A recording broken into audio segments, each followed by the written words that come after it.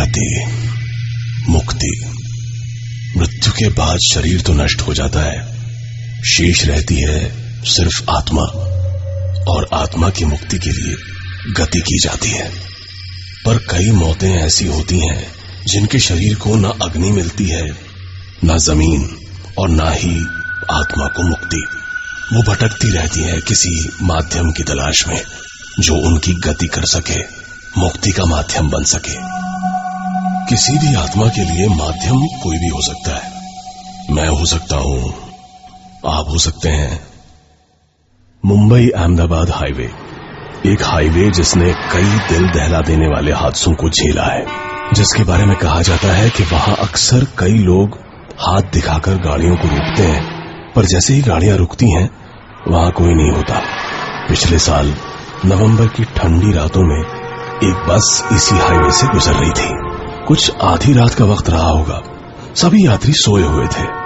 तभी ड्राइवर को बस की रोशनी में सफेद कपड़े पहने एक बूढ़ा आदमी दिखाई दिया, जो बस को रुकने का इशारा कर रहा था। उस्ताद, ये हाथ कौन दिखा रहा है? उस्ताद, बस मत रोकना, सीधे निकाल लो। जानी कौन सी बला होगी और लेने के देने पड़ जाएंगे। ओ पुत्र, 10 साल से ड्राइवरी कर रहा हूँ, मैनू ना बता कहाँ रोकना है तो कहाँ नहीं। अरे उस्ताद, फिर भी जरा देख के तेरी आ गया, पीछे आ गया। और ये क्या हो गया? उस्ताद, जल्दी निकलो यहाँ से, जल्दी निकलो। हाँ, उन्हें तो बट्टे, तू हुण चुप कर, पैसेंजर सुन लेंगे। बस की रफ्तार और तेज हो गई। कंडक्टर और ड्राइवर दोनों ने अभी चुप रहने में ही अपनी भलाई समझी। बस में जैसे एक लंबी खामोशी फैल गई थी। कंडक्टर उठकर पीछे वाली सीट पर सुस्ताने चला गया। वो एक्सीडेंट हुए 1 घंटा हो चुका था। बस अब भी पूरी रफ्तार पर थी। डर के मारे ड्राइवर का गला भी सूखने लगा था। उसने आवाज लगाई, कित्थे है, कित्थे मर गया है? पानी की बोतल दे। कुछ ही सेकंड्स में कंडक्टर ने पानी की बोतल ड्राइवर की तरफ बढ़ा दी। ड्राइवर ने पानी पीने के लिए बोतल मुंह से लगाई, पर बोतल से पानी बाहर नहीं आ रहा था। ऐसे लग रहा था जैसे बर्फ की तरह जम गया हो। ड्राइवर कंडक्टर पे चिल्लाया, और जैसे ही पीछे मुड़ा, वही सफेद पोश बूढ़ा आदमी पीछे खड़ा था। तूने बस क्यों नहीं रोकी? ड्राइवर कुछ समझ पाता उससे पहले ही वो बूढ़ा फिर चिल्लाया, तूने बस क्यों नहीं रोकी? डरा हुआ ड्राइवर बस पर से अपना कंट्रोल खो बैठा, और आधी रात को अंधाधुंध भागती बस एक मोड़ पर पहाड़ से टकरा गई। टक्कर इतनी जोरदार थी कि उस बस में बैठा कोई भी पैसेंजर नहीं बचा, और कईयों की बॉडी की हालत इतनी खराब थी कि उन्हें कोई पहचान भी नहीं पा रहा था। इस भयानक हादसे ने जन्म दिया एक और अजीब मगर कुछ हद तक एक सच्ची कहानी को।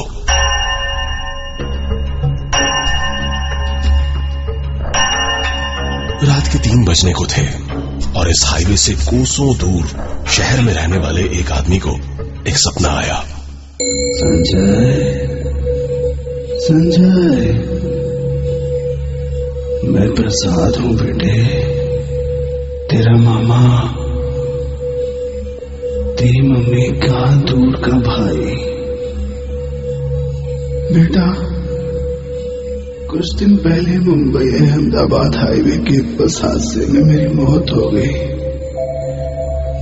मुझे भूख लगी है, थोड़ा खाना भिजवा दे। संजय, और अचानक संजय की नींद टूट गई। माँ बाप को गुजरे कई साल हो चुके थे, इसलिए संजय ने अपनी पत्नी से अच्छा सा खाना बनवाकर किसी सुनसान जगह पर रख दिया। कुछ दिन गुजर गए, और एक रात फिर संजय को सपना आया। संजय, बड़ी तकलीफ में हूँ बेटा, हो सके तो अपने मामा के नाम से कोई पुण्य कर दे, शायद वो ही मुझे मुक्ति दिला दे। सुन रहे हो ना बेटा? संजय, सुन रहे हो ना बेटा? संजय फिर घबराकर उठ गया उसने यही सब अपनी पत्नी को बताया और कुछ पैसा गरीबों में दान कर दिया।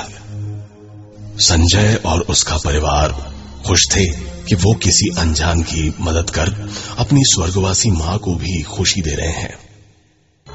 पर कोई था जो खुश नहीं था। संजय बेटा, तेरे अलावा मेरा है ये कौन? यहाँ अंधेरा है, अकेलापन है।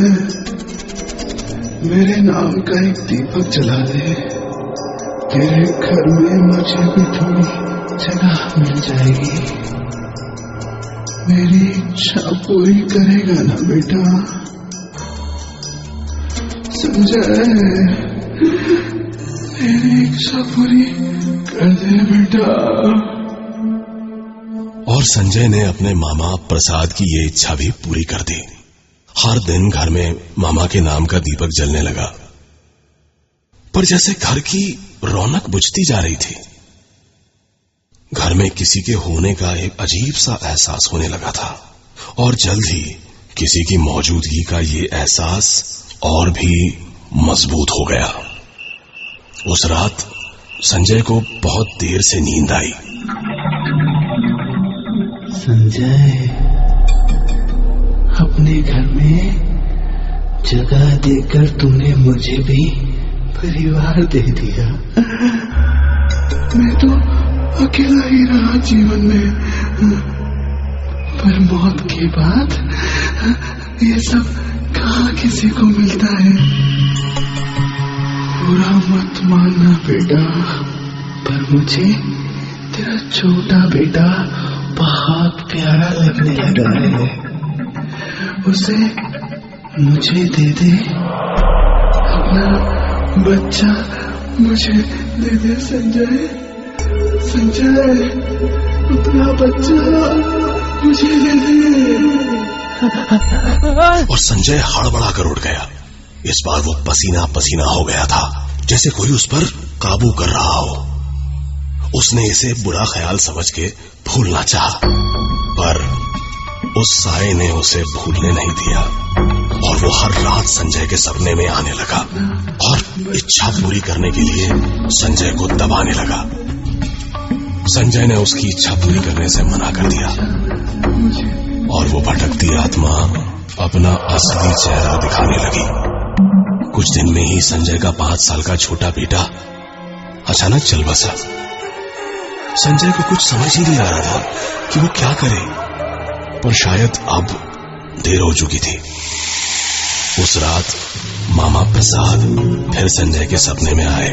संजय का बेटा उनकी गोद में था और जोर जोर से रो रहा था। संजय,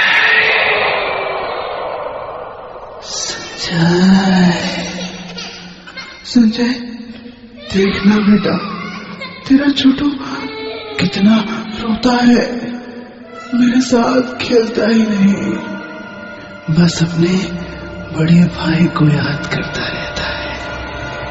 संजय। और संजय की चीख निकल गई। उसका शक सही था, उसका बड़ा बेटा बीमार पड़ गया और फिर कभी उठ नहीं पाया। 2 दर्दनाक हादसों ने संजय और उसकी पत्नी को तोड़कर रख दिया। उन्होंने पास के ही एक जानकार बाबा को सारा किस्सा सुनाया। बाबा ने कहा, आत्मा का भला सिर्फ उसकी मुक्ति में है। सांसारिक इच्छाओं की मांग करने वाली आत्माएं संसार से ही बंधी रह जाती हैं। इस तरह किसी की भी इच्छा पूरी करना उसे इस संसार से, मोह माया से जोड़े रखने जैसा है। जा, अब वो नहीं आएगी। बाबा से मिलने के बाद मामा प्रसाद कभी संजय के सपने में नहीं आया, पर सुना है कि वो आज भी आजाद घूम रहा है, किसी नए संजय की तलाश में। मेरी इच्छा पूरी कर दे बेटा।